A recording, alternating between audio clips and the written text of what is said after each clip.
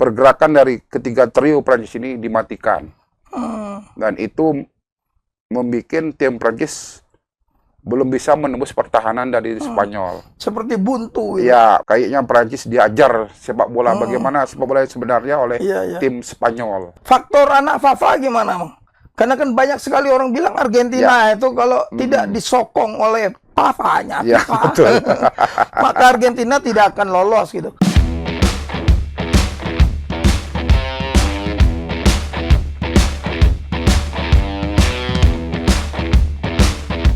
Bismillahirrahmanirrahim. Assalamualaikum warahmatullahi wabarakatuh.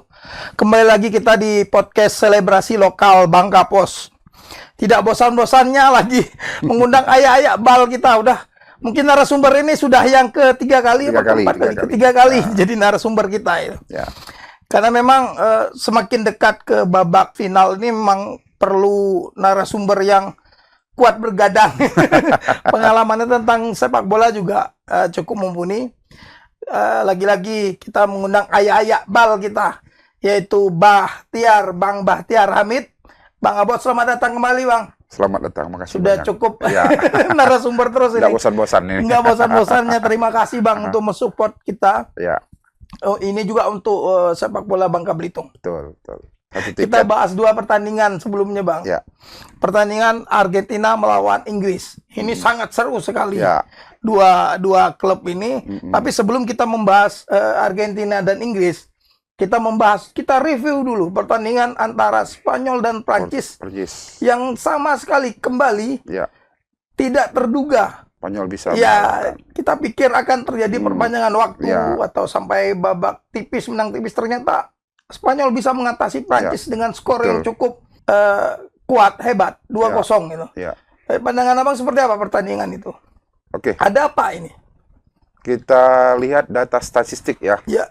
Pertandingan Spanyol di babak penyisihan sampai melangkah ke babak semifinal, pola main mereka belum kelihatan dengan mereka ketika mereka juara Eropa, juara dunia tahun sebelumnya. Tapi ketika mereka di babak semifinal melawan Prancis, metode yang diterapkan oleh pelatih Spanyol, Luis Scaloni jalan mereka.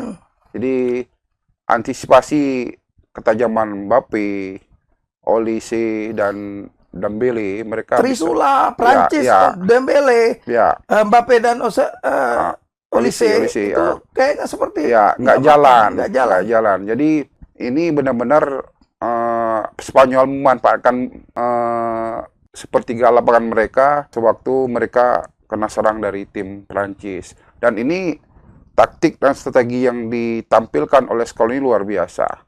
Pertama, mereka mengantisipasi kecepatan Mbappe, pergerakan Olise di sektor kiri, dan Dembele di sektor tengah. Artinya, sepertiga lapangan pergerakan dari ketiga trio Prancis ini dimatikan. Dan itu membuat tim Prancis belum bisa menembus pertahanan dari Spanyol. Seperti buntu. Ya, buntu. Ini sudah dipelajari Scaloni, otomatis sebagai pelatih, analis mereka, observasi dari pelatih Scaloni tepat untuk mengantisipasi ketajaman lini depan Prancis. Iya, tapi seperti memang berbeda pertandingan Prancis melawan tim sebelumnya. Betul. Kayak diajar main sama Spanyol gitu. Nggak berkutik. Sangat-sangat di luar prediksi. Di luar prediksi kita. Kita ketahui bahwa trio Prancis itu benar-benar menguasai diri pertandingan sebelumnya ya. Dan sebelumnya mereka bisa mengatasi Maroko juga. Dan itu terlihat. Akan tapi waktu mereka melawan Spanyol tidak terlihat sama sekali. Kayaknya Prancis diajar sepak bola bagaimana sepak bola sebenarnya oleh tim Spanyol. Iya. Atau memang mental juga berbicara di sini, Bang. Karena kan kita rata-rata Prancis juga mereka juara tahun berapa ya? Prancis tahun zaman Zidane. Zaman Zidane itu maksudku, apakah mental juga berbicara ini mau masuki antara, karena sudah masuk babak semifinal mau menuju final. Kayaknya anti klimaks dari tim Prancis kayaknya ya. Anti klimaks ketika top performan dari tim Prancis ketika babak penyisihan mereka jumawa sampai mereka babak semifinal itu luar biasa lah. Nah, tapi ketika mereka semifinal kayaknya anti klimaks mereka.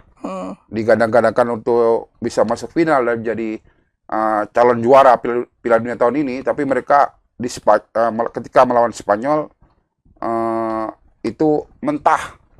Mentah artinya mentah di luar prediksi kita untuk jadi kandidat juara. Oke. Itu antara Spanyol dengan Prancis. Prancis, ya betul. Artinya, tapi Dembele masih bisa ya bermain mereka karena berebut juara 3 ya. Faktor anak Fafa gimana, Bang? Karena kan banyak sekali orang bilang Argentina itu kalau tidak disokong oleh Fafanya, maka Argentina tidak akan lolos gitu. Kita tahu memang perjalanannya Argentina menuju semifinal memang penuh banyak dengan kontroversi mulai dari PPRD yang maaf ngomongnya ini tim yang bukan diunggulkan, tim yang baru masuk Piala Dunia juga Argentina tertati-tati lawan Mesir yang syarat kontroversi. Itu Spanyol Norwegia juga, Norwegia protes bolanya kena kabel par itu. Jadi memang Piala Dunia tahun 2026 ini banyak sekali gangguan-gangguan. Iya, banyak sekali kontroversi pro dan kontra yang memang jadi perdebatan.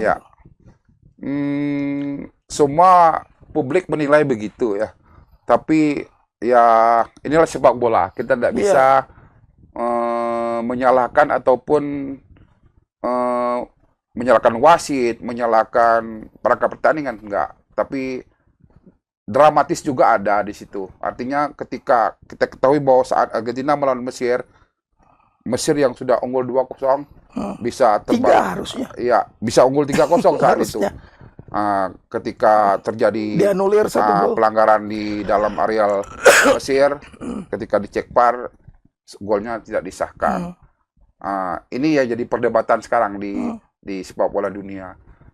Tapi terlepas dari itu, sisi mentalitas pemain Argentina udah terbentuk. Ya, artinya ketika mereka ketinggalan, ketika mereka harus bisa menang pertandingan, mentalitas pemainnya udah luar biasa. Terlepas dari pro kontra, betul. Terlepas dari pro kontranya, mentalnya memang sudah terasa. Mental juara dari Argentina, pemain Argentina sudah terbentuk. Beda dengan Mesir mungkin secara kolektivitas mereka kualitas tim bagus. Tapi sekali lagi mental. Di Piala Dunia loh. Mental tuh sangat menentukan untuk pemain. Makanya jarang-jarang sekali negara tanda kutip yang baru atau kuda hitam itu untuk melaju ke babak semifinal, final. Karena apa? Mereka inkonsistensinya. Beda dengan tim-tim yang pengalaman, negara-negara yang pengalaman yang pernah merasakan juara Piala Dunia. Mereka memang saat mereka dikalahkan tim underdog, mungkin saat itu mungkin lagi. Tapi teori itu bisa saya patahkan, Bang. Betul. Brazil sampai sekarang jadi tanda tanya juga gitu. Udah berapa belas tahun ya. Benar. Brazil ini nggak jelas, masuk ke semifinal saja belum. Betul. Brazil sejak ketika momentum mereka juara terakhir tahun berapa lupa saya. Terakhir Brazil juara 98 Prancis ya? 98 Prancis.